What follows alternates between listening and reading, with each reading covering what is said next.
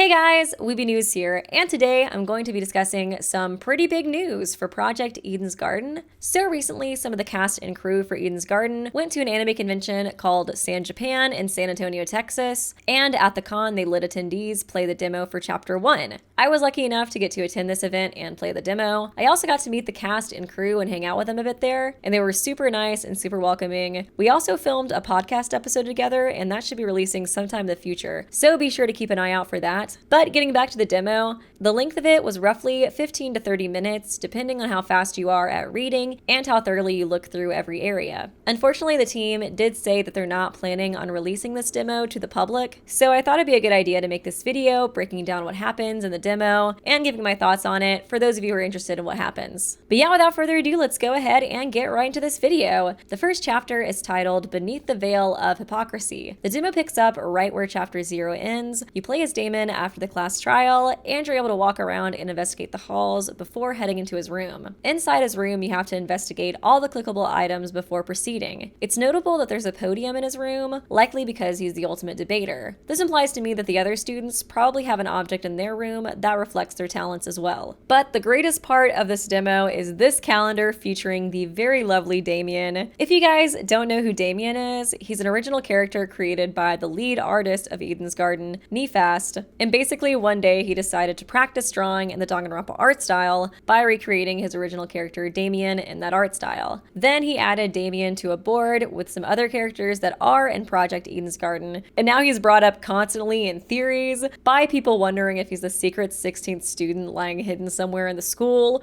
or if he's the mastermind. But now he finally has an actual role in the canon of Eden's Garden as a male celebrity. Also, the even better part about this scene is Damon's reaction to the poster, where he calls Damien pretty sexy. So Damon confirmed boy kisser? All I personally know is that I'm shipping Damonian after this scene, and nobody can stop me. Also, while Damon is in his room, we learn that his door lock is broken. He's obviously worried about a future killer breaking in, but then he hopes to himself that the first killer will target a more naive participant like Diana, which is so rude. It's also notable that Damon decides to lock his room by propping a chair under the doorknob. When Damon goes to sleep, we're greeted with Tozu Theater, which appears to be his version of Monokuma Theater. In it, he's able to let his inner theater kid shine, and his chibi version in it looks so adorable. The next morning, Cassidy visits Damon's room. Although he barricaded the door with the chair the previous night, she's very easily able to break inside by kicking the door in. Very ominous. I feel like it's pretty likely that this will become important later on in the chapter, especially since it showed how easy it is to break in, even with Damon propping the chair up. It makes me wonder if somebody really will try to break in and kill him at some point. He definitely did do a great job of making a lot of enemies in the last chapter, so I wouldn't be too surprised. In the morning, when Cassidy busts down Damon's door, she lets him know that she's gathering everybody to meet in the dining hall on behalf of Jean. On the way to the dining hall, you're able to talk to Cassidy, Diana, and Ulysses. Cassidy talks more about busting down Damon's door, and Ulysses notes that the closet where the dummy crime scene took place was completely cleaned up. His interaction with Diana is my favorite, though. In this exchange, she asks Damon what kind of calendar he got in his room. She states that she got a horse calendar, and Damon replies that he also got a horse calendar. Then she calls him out on this, saying that it's weird since every girl got a horse calendar and every other boy admitted to having the sexy Damien calendar. Besides Damon. This scene was so hilarious, and I feel like it's actually pretty telling about Damon's character. He acts like he's so confident and so full of himself, but I feel like the fact that he was the only guy who was too embarrassed to admit that he had the sexy Damien calendar shows how much he truly cares about others' opinions and how easily he gets embarrassed. This gag was definitely a big highlight of the demo for me. When you get to the dining hall, Jean lets everybody know that the reason he gathered them together is because when he was investigating by himself the night before, he noticed in the big tree room, one of the shutter doors was open, specifically the shutter labeled with the Alpha symbol, named Alpha Sanctuary. Looking at the map of the tree room, you see 5 shutters in total, all labeled with different symbols from the Greek alphabet. There's Alpha, Beta, Delta, Epsilon, and Upsilon. I think it's pretty likely that a new shutter will open for the first 5 chapters, since in most Danganronpa games, a new floor or area opens up each chapter, so I think these shutters will be what leads the characters to new areas in the game. Speaking of maps, Tozu allows the participants to access a map of the area through their watch, which he also refers to as a Tozu trinket, and this of course means that we as the player get access to this map too. The map lets you know where the other characters are if you'd like to search them out and talk to them, and it also seems to allow you to fast travel too. During the group conversation, Jean suggests that everybody investigates the open shutter together as a group. But Wolfgang has a very strong opinion on that. He states that they can't trust Eva and Damon, and that they shouldn't be allowed to attend the investigation with everybody. He's still suspicious of Eva because of her talent as the ultimate liar, and he finds both of them untrustworthy after the way they both were so antagonistic towards the group after the mock trial. He suggests that they both be left in the dining room with someone babysitting them while everybody else gets to explore. I was shook by this. One of the things I was most interested in seeing after the prologue was how the group would respond to Damon and Eva's unsavory personalities. I knew that Wolfgang had strong opinions, but I was not expecting him to come on so strong so soon. He's such a little drama stirrer in this scene, and I love it. In the scene, Damon mentions that once Wolfgang calls him out, the rest of the group turns towards him like a cat following a string toy. This implies to me that Damon views the reaction as a mindless instinct to just follow what he says. Funnily enough, it's almost like he's the alpha of the group in this scene, which is by definition the highest ranking individual in the hierarchy of a group of animals. I feel like this is interesting because all the characters are represented by an animal symbol, so acting in this way is kind of fitting. It makes me think the animal symbols were meant to foreshadow their future behavior in the game too. Another interesting line that I feel like backs this up later is if you talk to Winona in the hallway on the way to the tree room, she states that the group desperately needs somebody to look up to, implying again that this group almost has like an animalistic dynamic, wanting a pack leader. The dining room scene also got me thinking about the name of this chapter, Beneath the Veil of Hypocrisy. I feel like this name implies that it's going to expose a character's hypocrisy. At first, I thought it would be exposing Damon's hypocritical beliefs, but since Wolfgang is coming on so strong, I'm wondering if it'll expose his hypocrisy instead. I mentioned this a while back, but I think Damon and Wolfgang are two sides of the same coin. I think Damon says all the right things in the wrong way, and that Wolfgang says all the wrong things but in the right way, and that's why the group gravitates towards him. I feel like the scene after the mock trial perfectly presents this. Damon is right that the group shouldn't trust each other so easily, but he's kind of a dick about it, so nobody wants to listen. And Wolfgang, on the other hand, gives out false hope about how nobody would kill each other because they're all ultimates. The logic is not very good, but it sounds really nice, so it hypes everybody up.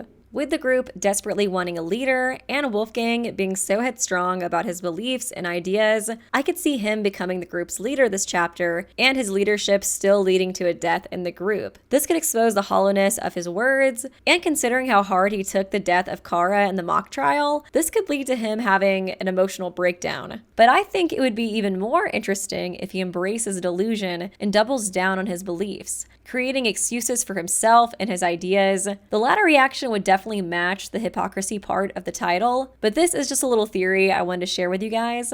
Getting back to the summary, at first the group goes along with Wolfgang's idea of isolating Damon and Eva, and then Diana speaks out and states that they shouldn't be so hasty and that Eva and Damon should remain innocent until proven guilty. I think it's pretty interesting that she uses a statement that a lawyer would make in court in order to combat Wolfgang, the ultimate lawyer. I think her using this language could be why he backs down so easily after her comment. I honestly think this shows that Diana is much smarter than people give her credit for. Another notable thing is that Diana was the first one to stick up for Damon in this scene, even though the night before he mentioned to himself that he hoped that she would be the first victim. This part made me so sad for her. I wanted to see some remorse from Damon, but he didn't even acknowledge it. After Diana's comment, the group decides it's alright to work with Damon and Eva. They come to the conclusion that it's best to investigate in small groups so that everybody can keep an eye on each other. After this, you're able to travel to the tree room where everyone is gathered. On the way there, you're able to have conversations with Toshiko, Mark, and Winona. And you're able to listen in on Wolfgang's chat with Eloise.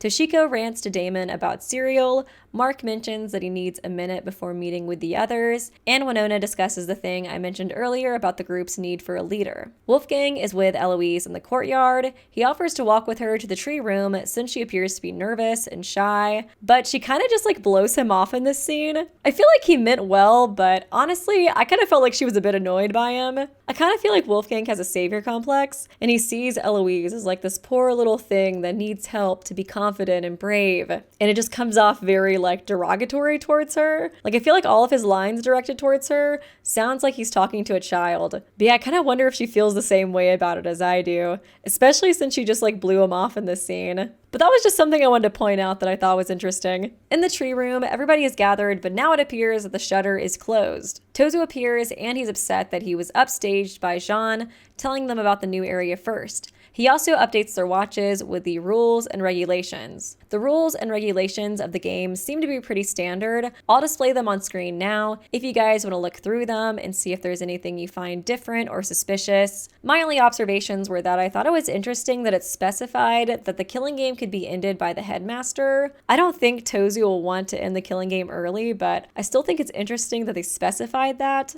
Also, it states the students aren't allowed to vandalize any killing game property, but exceptions may apply. So I'm curious to know what the exceptions are and how that might become relevant later. After going through the rules, Tozu states that they have to have rules for the killing game to remain civilized folks. Desmond says that civilized folks wouldn't kidnap people and force them to kill each other. Tozu responds that that's not true because there was an experiment that involved 24 students and a prison. Here he's referring to the Stanford Prison Experiment, which was a social psychology study that took place in 1971. In it, college students became prisoners or guards in a simulated prison environment. It was intended to measure the effect of role-playing, labeling, and social expectations on behavior over a period of 2 weeks. However, the mistreatment of prisoners escalated so alarmingly that the principal terminated the experiment after only 6 days. It's interesting that Tozu would reference this infamous experiment. It makes me wonder if this is meant to foreshadow anything, like the group turning on each other quickly or something along those lines. They begin talking about the shutter again. Tozu states that it holds a very interesting secret and that the secret could spell the difference between life and death. I'm assuming here that he's referring to the motive for this chapter. I feel like with how suspicious he's being,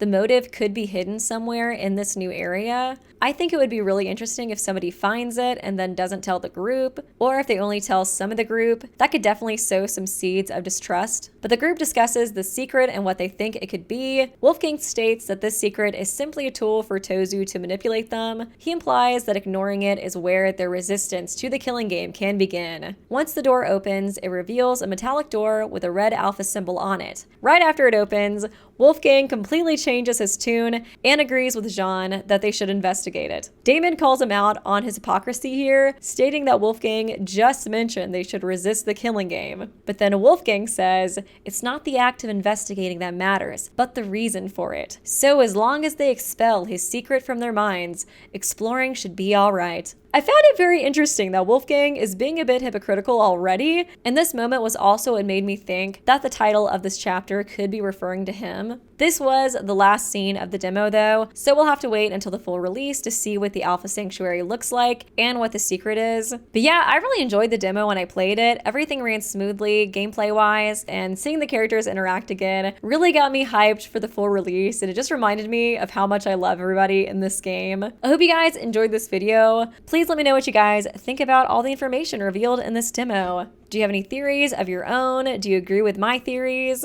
Is there anything that you noticed that I might have missed? Let me know in the comments. I would love to hear what you guys think. But yeah, thanks guys so much for watching this video. Please do leave a like and a comment and subscribe if you did enjoy it. That kind of stuff does help me out a lot. And yeah, I will see you guys real soon.